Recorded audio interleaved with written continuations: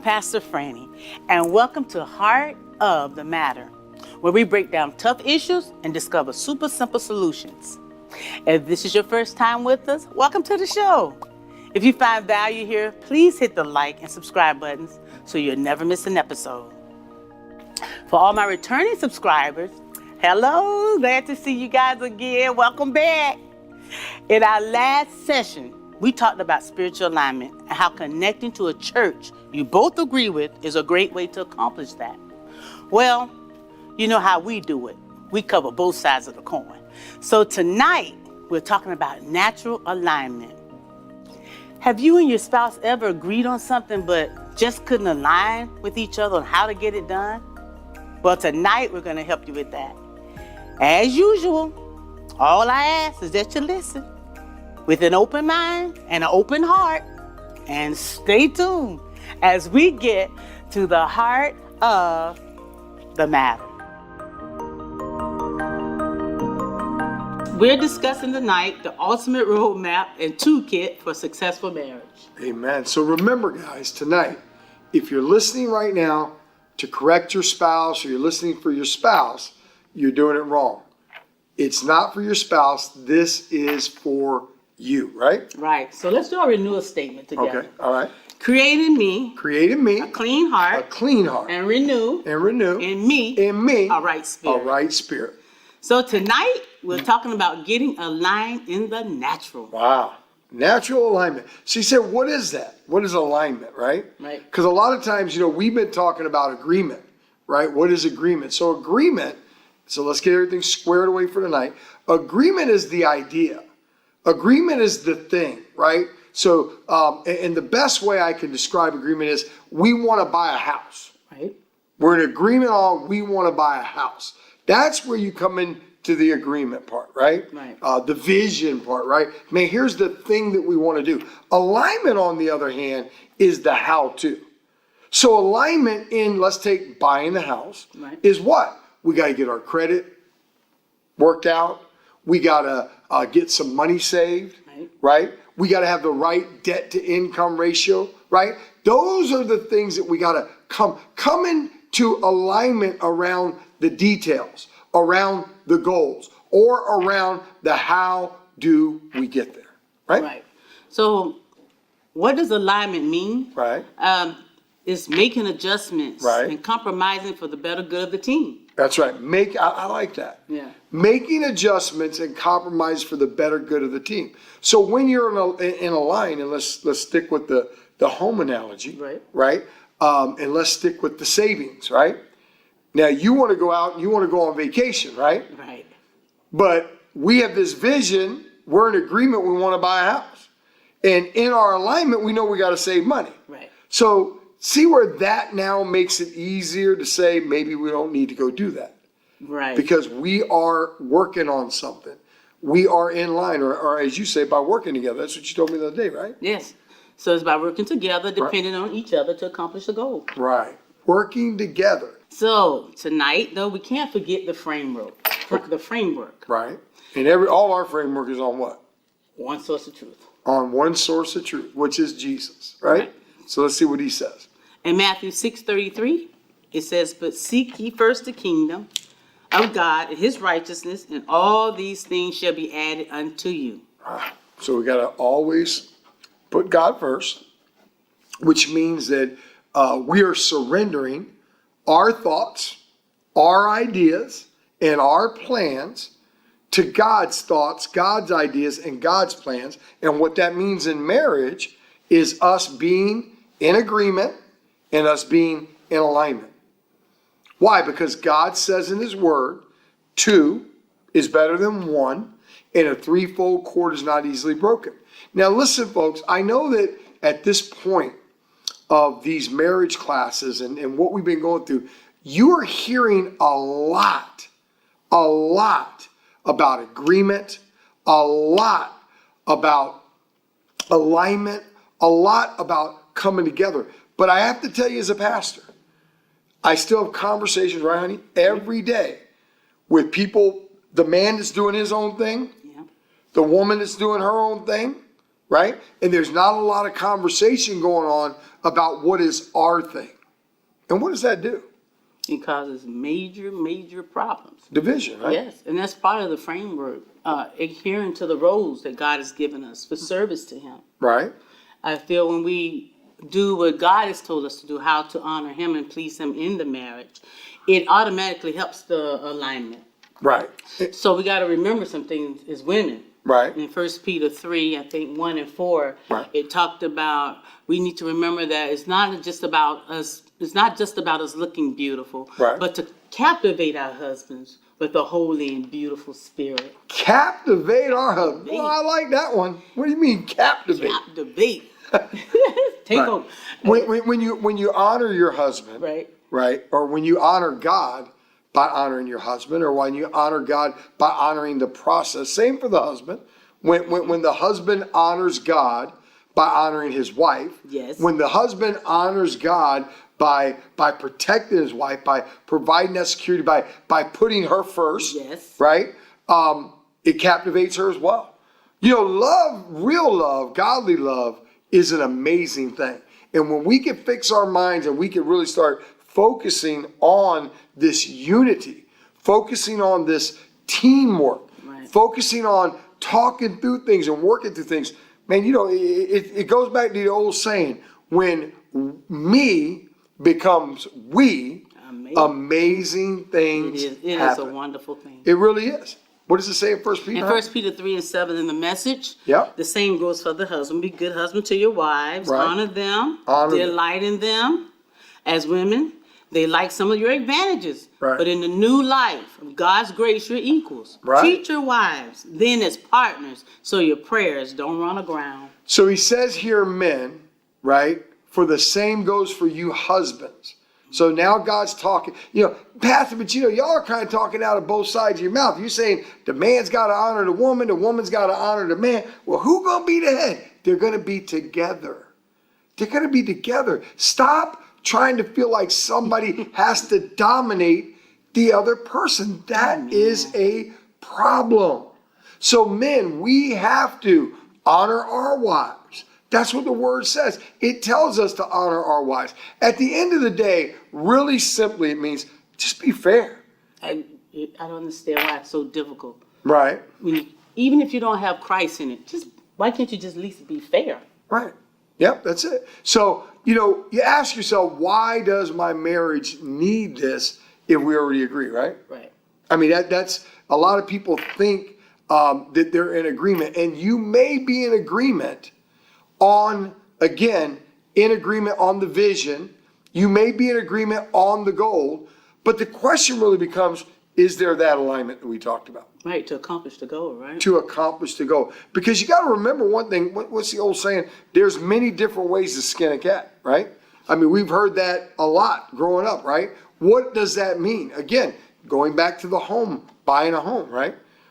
There's many different ways to accomplish that. There's many different ways. So again, you got to talk through it. Where there's no alignment, that's when couples get what? Frustrated, irritated, Right? and then there's hidden expectations, Right. which causes explosions and even violent behavior. Arguments. Most of the arguments that we see, whether it's in marriage or regular relationships, friendships, at work, business partnerships, this is across the board. Typically where you have lots of issues in relationships is where, number one, there's hidden agendas. That's number one. People have hidden agendas. And believe me, the wife has a hidden agenda at times against her husband. And the husband has a hidden agenda at times against the wife. I mean, I remember when I was in the world, man, and we would go through, I was always scheming and scamming against you, right? Because I was always trying to get over on you so I could do what I want to do. Right? That's not godly. That, you're hiding and you're doing this and you're doing that. And a lot of times you're not doing anything wrong. You just don't even want to deal with your wife. And that leaves an open door. And then when these things are uncovered, we get these explosions. Why? Because they are wrong. Wrong expectations have been set. And they become, and then sometimes they become very, very violent, right? Right. Finances is usually the area we need to align in the most. Right. However, there are many other areas that causes stress on the marriage. So let's talk about finance for a minute. Why do you think finances is the most important? I think because both partners have desires. Right. And a lot of times they're different, or a lack of patience, Right, can't wait. right, And they go against what they've decided to agree on or align on. right. I think, so I want to say this for the Causes women. problems. Yeah, and I want to say this for the women out there. God has called the man to be your security and your stability. Even though you're out there working, some of you women make more money than the man. Some of you make equal money with the man. Some of you don't make as much money as your husband. But you still have to let the man, if this is what you do in your marriage. Now, this is totally independent of every marriage. Every marriage, in our marriage, my wife handles the money. She pays the bills. She handles the checking account. All our money is together. All I do is at the end of the month, whether it's the church finances, my home finances, I look at the P&L statements. I look at the balance sheets. I want to see how much came in, how much went out, and I'm interested in are there any big gaps in there, right? I don't get into the nitty gritty. Did she do her nails 8 times or whatever? I'm only concerned with the big numbers because we are in a different season in our life. We don't live our lives week to week. We don't live our lives month to month. We don't even live our lives year to year no more. We're starting to now, we're not quite at generation to generation yet, but we're in between year to year and generation to generation. So understanding what's going on a daily basis isn't important to me. But if you're in that month to month mode or week to week mode, now it's a little bit different, right? Right. You got to be very detailed about every penny and what's going on relative to the money. And women, you got to, again, even if you are the breadwinner, you got to give your husband that honor and that respect to, if he wants to have him be involved in that. Now, again, I believe in a godly marriage, not a worldly marriage, a godly marriage. I believe all the money should be together. Pastor Nick said we need to put all our money together. That's not what I said. I said this is what I believe. And one day you may get there. I'm going to tell you what ultimately I really believe. You ready for this? Now, I'm not trying to do a financial class here, but I'm going to make a statement. Ultimately, I believe every marriage should live off of one income. And I think that what I mean by one income, whatever your house, you should be able to make, be able to make your must-have to live payments off of one income. I believe then the second income, to make everything really simple, all goes into savings, all goes into investments. And that's how you are going to get ahead in life. It's powerful. Yeah, it's powerful, and it takes time to get there. So don't that's how. But I also think if you're not going to put all your money together, and you don't want your money together, and that's y'all's decision, I'm going to say this. In a godly marriage, there needs to be 100% transparency when it comes to money. If you're going to have separate accounts, you both need to have equal access into those accounts to look at those accounts and see where money's being spent. Or if you have the different accounts, you can save together. Right. And then do what you want with the rest, but at least come together and have a savings together. So Right. much as to go into the savings, so you can progress in life. Right. All right. There are many other areas that Right. I was talking about that stress the marriage that needs alignment. People get married and really don't even discuss. Work ethic is a good one.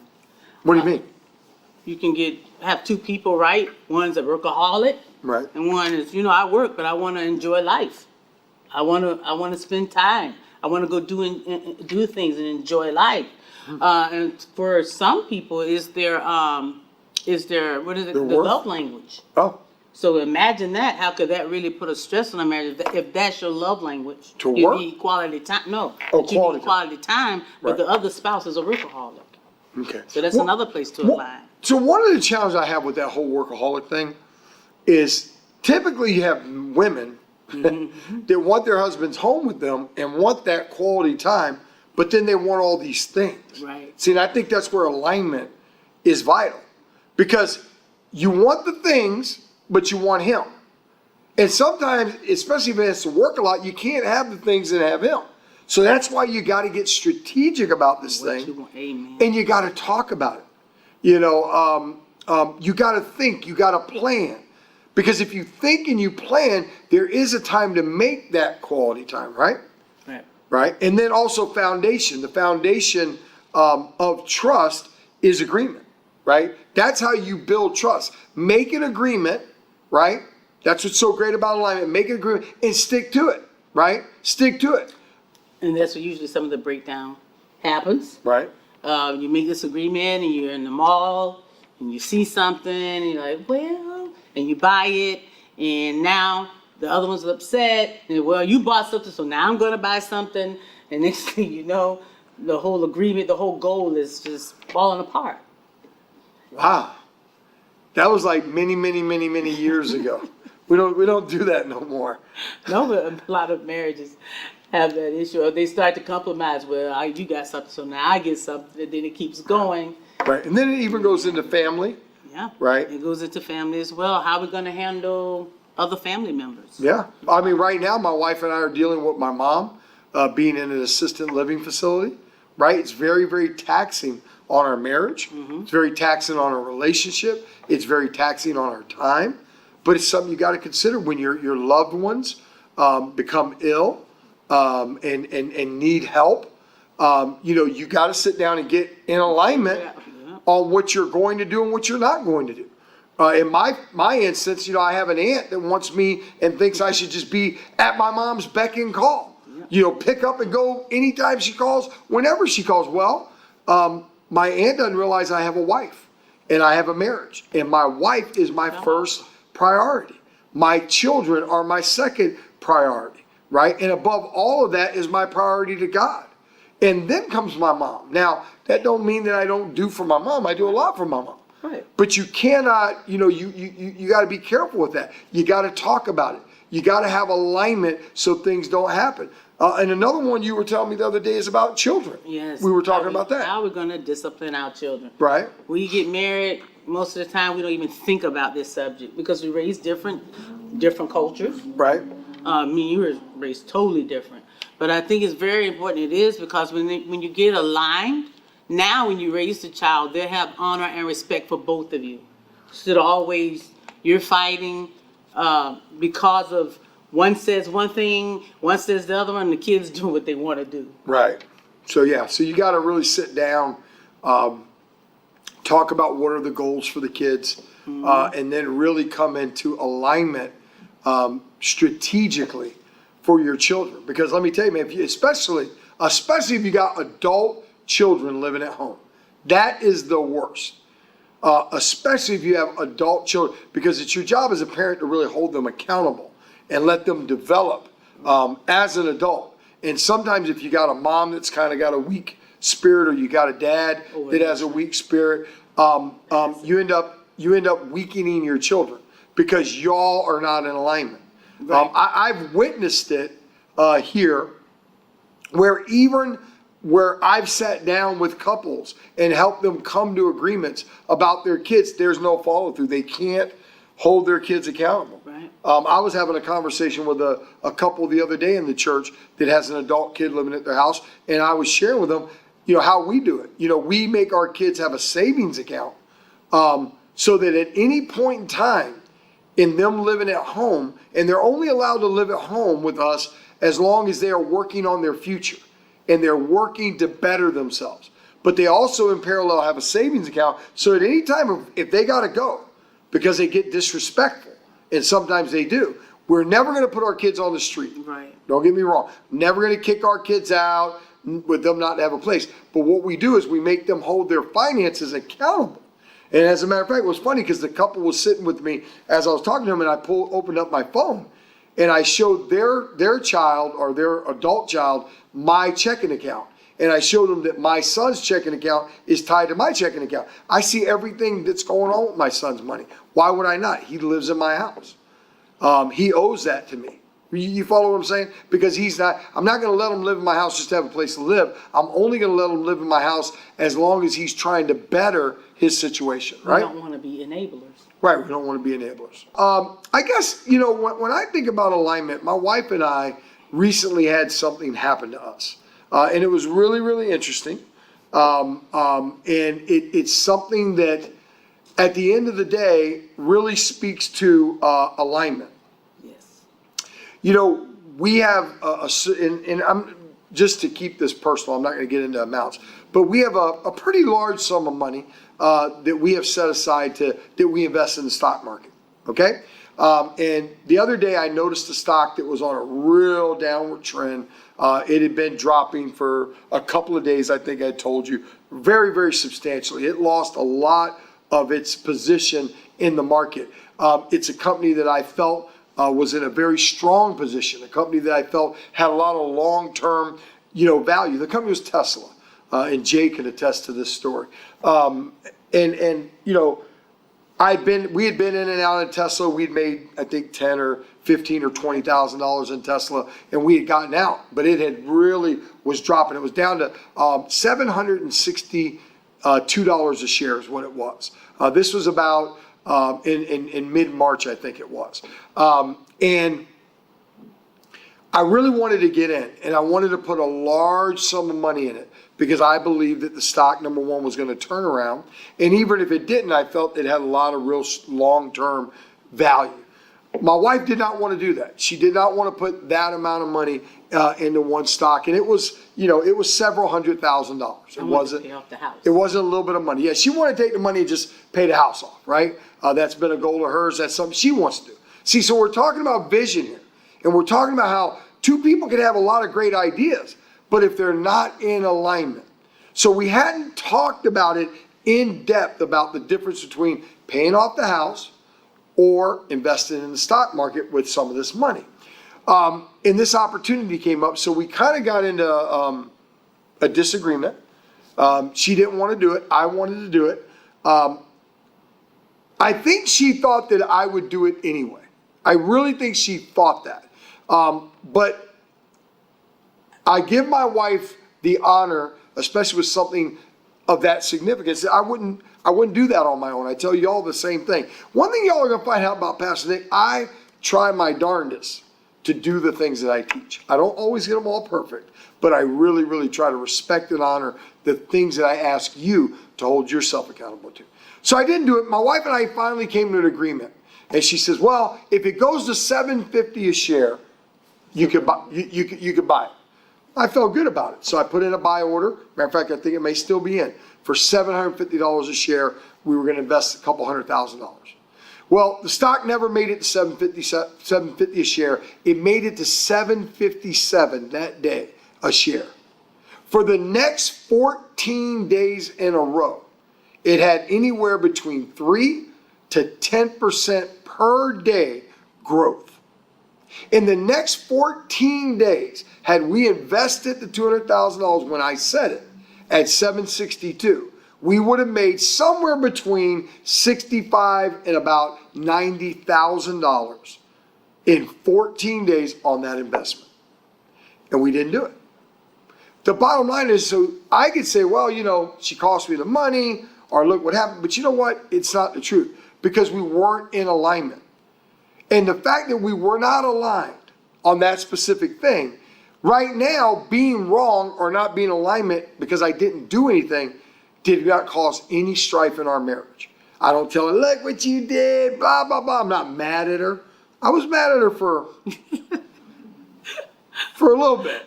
But not mad like fiery mad. I was just disappointed, right? But the truth is, had I put the money into the stock without her agreement and it went the other way, that would have caused a lot of problems in my marriage, because unlike me, where I let it go, she would have never let it go with me. She would have been reminding me about it every day, every other week, because see, that's how women are. Every other week, I would have heard about our house could have been paid for. Look what you did. Why did you do that? It would have been every other day, right? But for as the women go, we don't like risk. Right. So to pay off the house, that's no risk. I know where I'm going to end up. And you're going to get a return for it. Exactly. Right. So I think that's where, the risk came in. Yeah. Play the risk of it all. But you just happen to come up on the up end Right. that time. So I got lucky. That was it. could have been another way. Anyway, I'm just showing you. The point I'm trying to make to you is it doesn't matter what level you're at. It doesn't matter what season you're in. That's true. Right?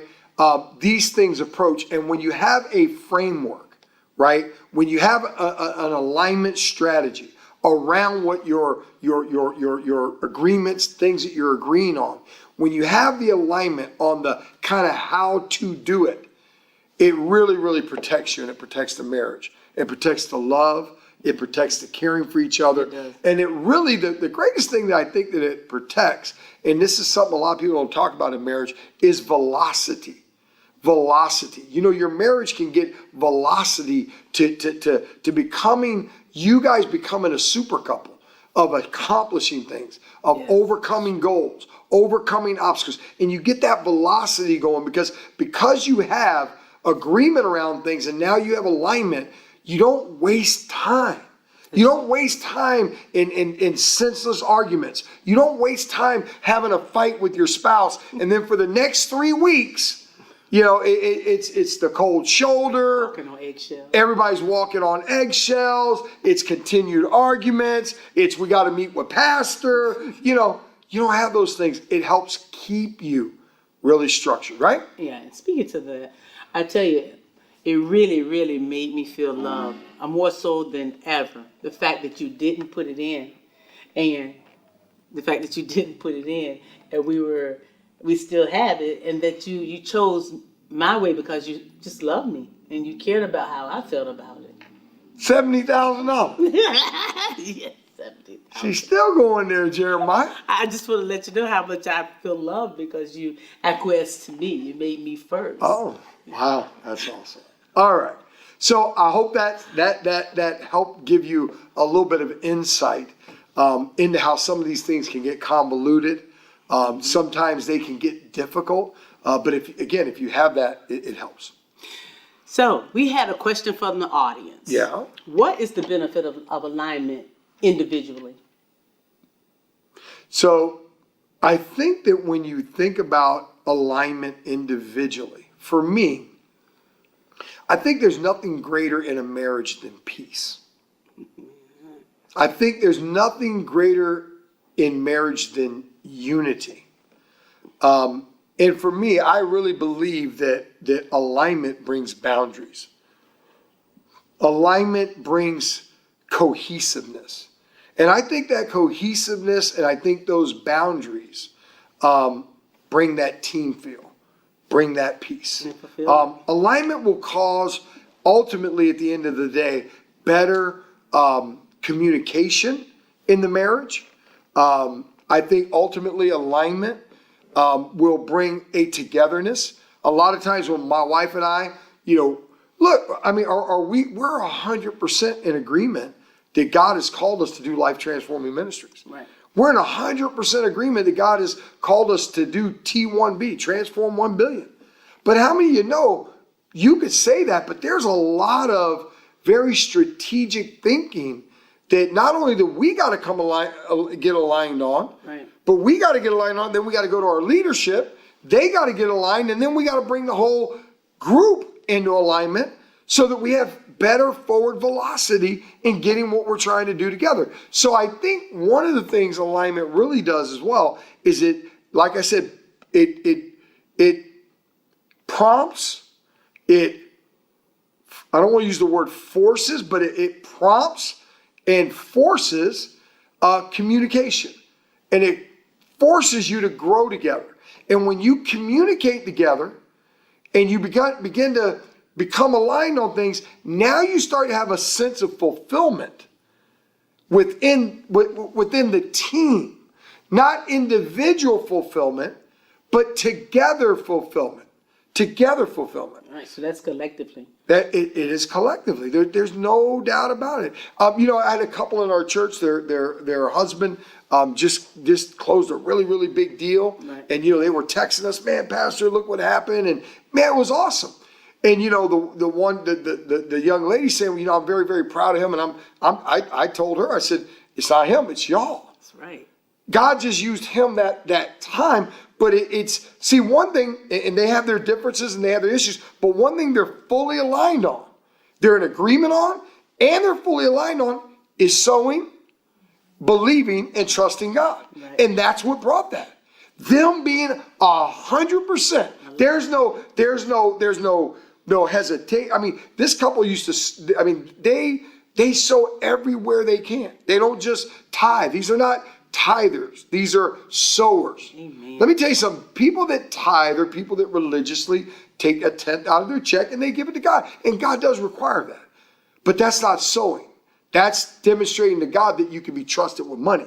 Sowers are people that give as the Holy Spirit prompts them. I could take this couple back the entire time they've been in the church, where God has directed them in different seasons, doing different things, sowing above and beyond, always for their tithe. So why would God not want them to have a financial windfall? Of course he would. And I love how they make the kid a part of it. Right. Right. Yeah. Amen. Amen. Yeah. So anyway, thank you so much for joining tonight. We want to talk before we go tonight about the takeaways, right? What hopefully did you get from this, or what were the planned takeaways, and what was the first one? Women need to remember Right. to cultivate inner beauty Right. through respect and honor for the husbands. By getting in alignment, right? By just sitting down and talking. And husbands, we talked very early on about honoring your wife and delighting in her, being considerate of her. Yes. That's the key. We got to be considerate of her. And husbands, you got to keep in mind that the greater is called to bless the lesser. It's not that a woman's beneath us or lesser than us, but the Bible says if you're going to be the head, let me, and it's funny because on the way here, my wife and I were having this conversation. Right. Let me ask you a question. Every company I've ever been part of, when our company had financial challenges, us, the leadership, the C-suite, always took the first pay cuts. If a company has enough money doesn't have enough money to make payroll, who do you think the first person to take a pay cut is going to be?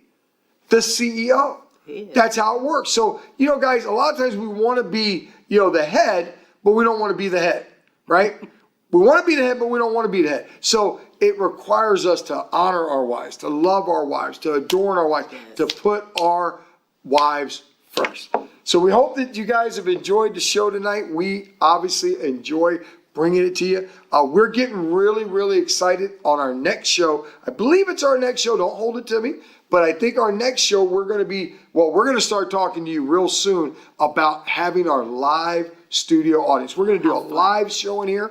It's going to be a great time. Well, I guess we got to do it at 8 o'clock, right? So we're going to do it at 8 o'clock. It'll be a 1-hour show versus a 30 to 40 minute show. And also we're going to have everybody come early from, 6:30, 7 o'clock to 8 o'clock. We're going to have food and snacks in the cafe, and we're going to have a live studio audience. We're going to take questions. We're going to get feedback. Kind of want to see where we're at. We're at the halfway part now, and we're getting ready to go downhill. So we want to do a temperature check. But we love you guys, man. We're excited for Heart of the Matter. We're excited for all the praise reports we're getting. One thing I want to say to everybody, please get more active in the group. Please respond. Please put your comments in. Please put pictures in there when you go out on date night, when your kid gets an award. Let's get the group becoming more active, okay? Thank you for joining us tonight. And remember, you are my king. And you are my queen. And together we will rule, reign, and dominate. Thanks for joining us tonight on Heart of the Matter. Remember, coming to alignment is about making adjustments and compromising for the betterment of the team. As we close out tonight's show, I want to invite you to join our Facebook group. In there, you can ask questions, post pictures, maybe share your date nights. I'd love to see them. If you're watching on YouTube, you can find the links to everything in the description. If you're watching on Facebook, we'll drop the links in the chat so you can get connected today. And don't keep this to yourself. Invite someone you know that could use this info. Tell them to watch the show or join the Facebook group. It could be exactly what they're looking for. Be a great friend. Share this with them. Thanks again for joining us tonight, and we'll see you next time as we get to the heart of the matter.